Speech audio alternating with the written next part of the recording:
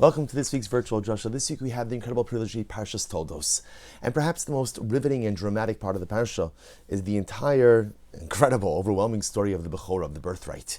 We know again that first Esav sells the birthright to Yaakov for just a bowl of lentils, and then Esav, either having forgotten about this transaction or choosing to ignore the transaction, intends on collecting the brachos, intends on collecting the blessings associated with the birthright. Yaakov Avinu, under the guidance of the matriarch of his mother, of Rivka Imenu, dresses up as his brother, enters into Yitzchak, portrays himself as Esav, and receives the brachos from his father, Yitzchak Avinu. And we know the rest of the story. Esav comes back, is all upset, creates an ongoing sense of animosity between the brothers, between Yaakov and Esav. Yaakov is ultimately forced to flee the familial home in order to seek refuge by his uncle, by Lavan, and the story continues from there. The obvious question that many of the Mefarshim ask, many of the commentaries ponder, is how can you steal a birthright?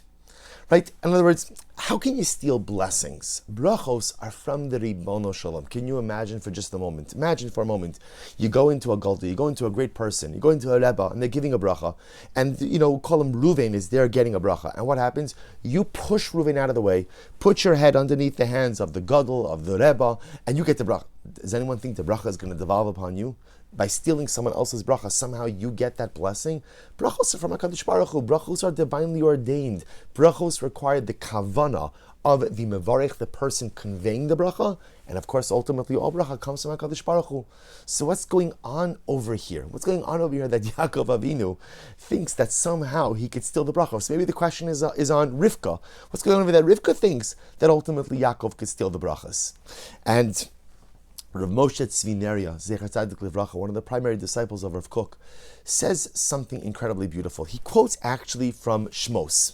And in Chumash Shmos, Perek Daled Pasuk Chav Beis, chapter 4, verse 22. So just to give you context, fast forwarding a little bit, Moshe Rabbeinu again is shepherding in Midyan, right? Seemingly minding his own business. And of course, he is conscripted into the service of HaKadosh Baruch Hu during the entire dramatic episode of the burning bush.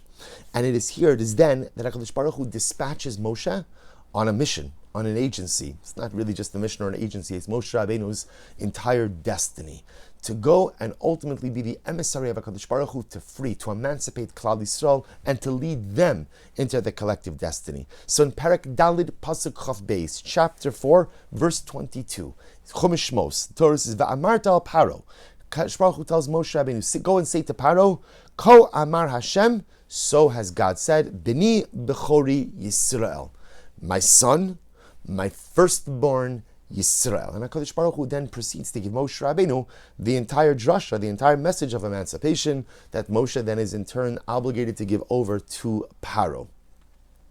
And the Medrash points out that it's interesting. HaKadosh Baruch Hu, when he describes Klal Yisrael to Moshe Rabbeinu, what does he call Klal Yisrael? B'ni Bechori Yisrael. My son, not just any son, not just any child, my Bechor, my firstborn Yisrael.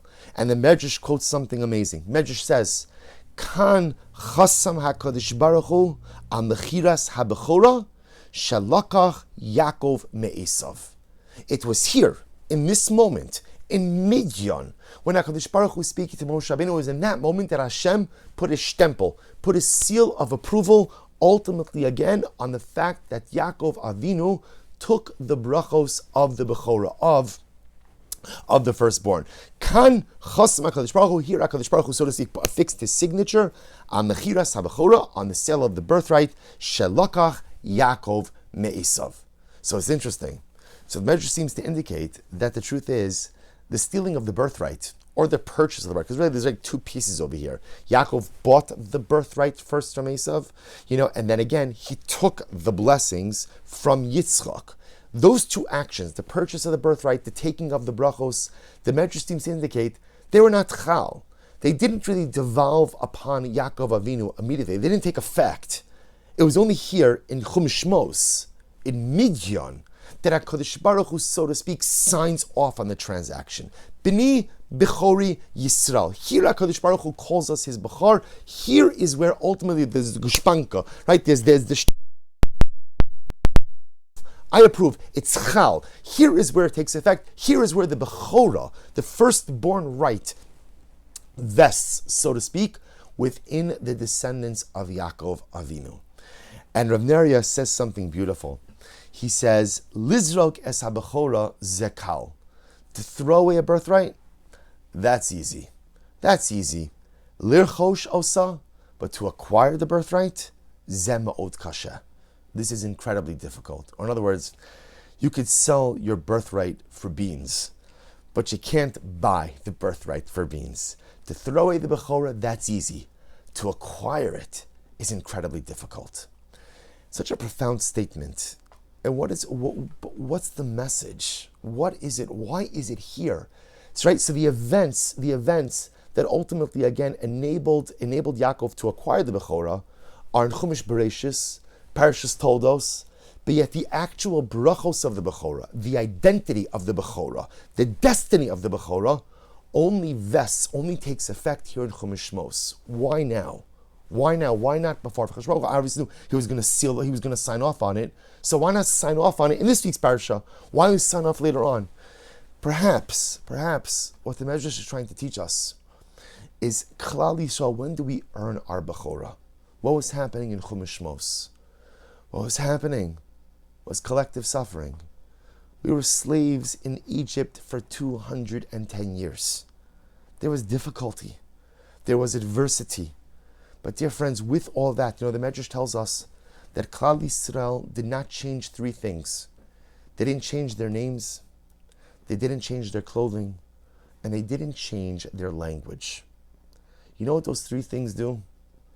Those three things create unity. We're unified because we speak the same way. We're unified because we have the same identities. A name is an identity. Name and clothing represent identity. Klal Yisrael was united. There was achdus in the shibud, in the servitude of Egypt. And even though, I know only 1/5 left, 4/5, that's a different discussion. But in the servitude itself, right, in the tar pits of Egypt, in the difficulties, in the adversity, there was achdus, there was unity, there was national cohesion, there was togetherness. We all spoke the same language. We all kept our original names. We all wore the same clothing. There was unity of purpose. There was unity of mission. There was unity of destiny. When you have achdus, HaKadosh Baruch Hu says, Kan, chasam HaKadosh Baruch Hu amachiras habechora shelakach Yaakov me'esav. Only once there was achdus. Only once there was unity of the nation. And HaKadosh Baruch Hu says, now you're my Bechor. B'ni Bechor Yisrael. HaKadosh Baruch Hu never mentions that statement before.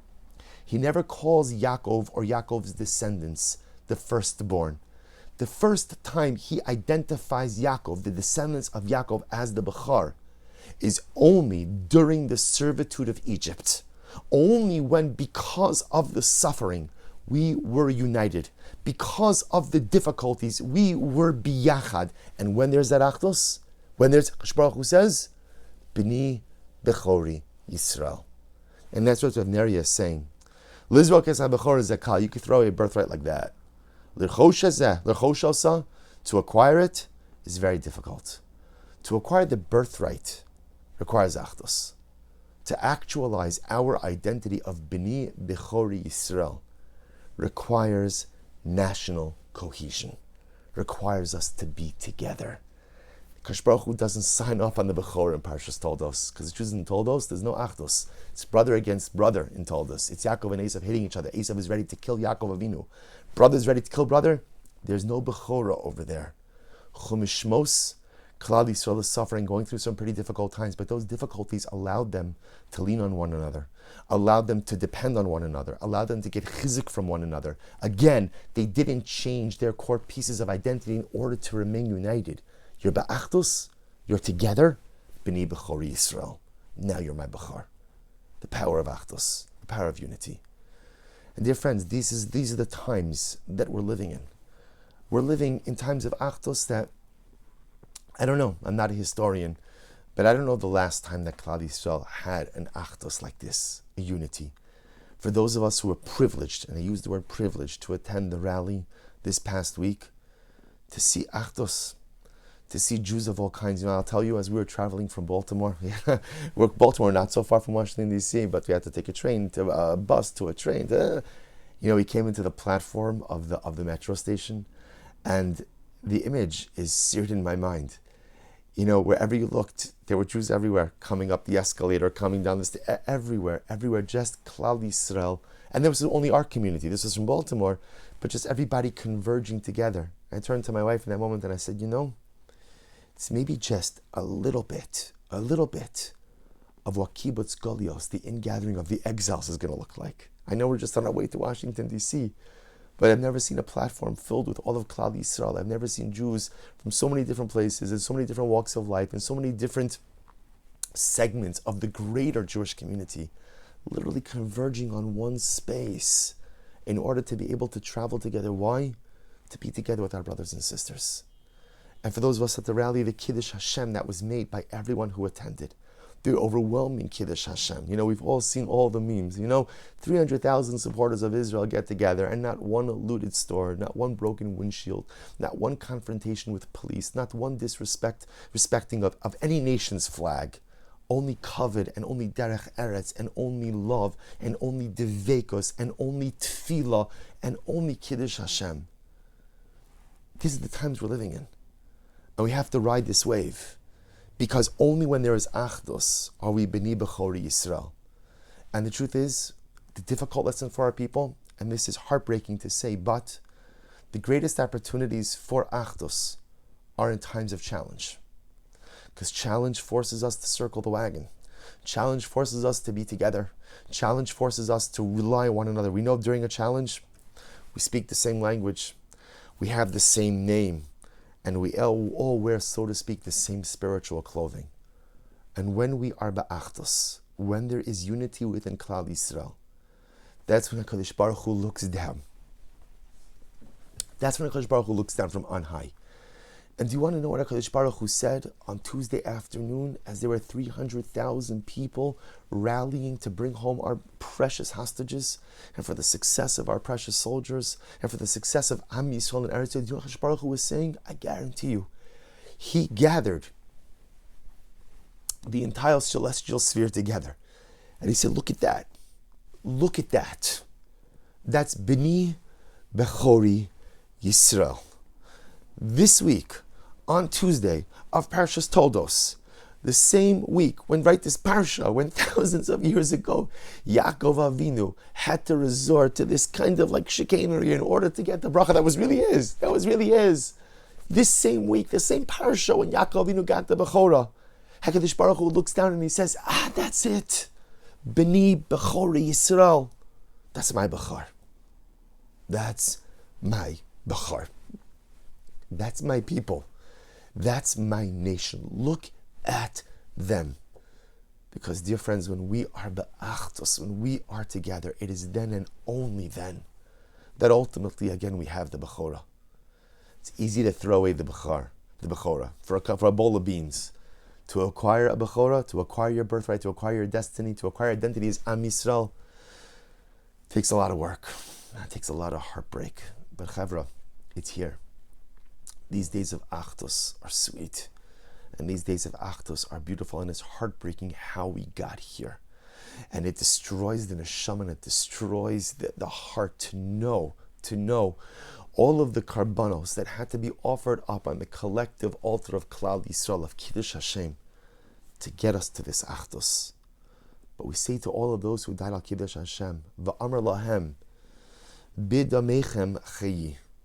Through your sacrifice we live. Through your sacrifice we have unprecedented achdus.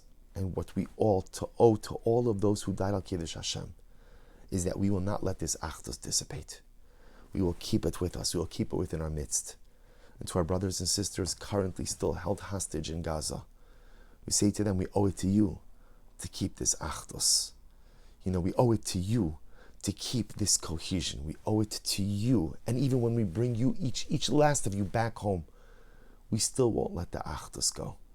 Because HaKadosh Baruch Hu reminds us that when we acquire achdus in the midst of difficult times, then and dafka then, HaKadosh Baruch Hu affirms who and what we are. B'ni Bechori Yisrael. The Bechor is ours. The brachos are ours. At the end of the day, the designation of the firstborn of HaKadosh Baruch Hu is ours, as long as we are willing to stand side by side. Take this opportunity to wish everyone a good Erev Shabbos and a beautiful Shabbos Kodesh.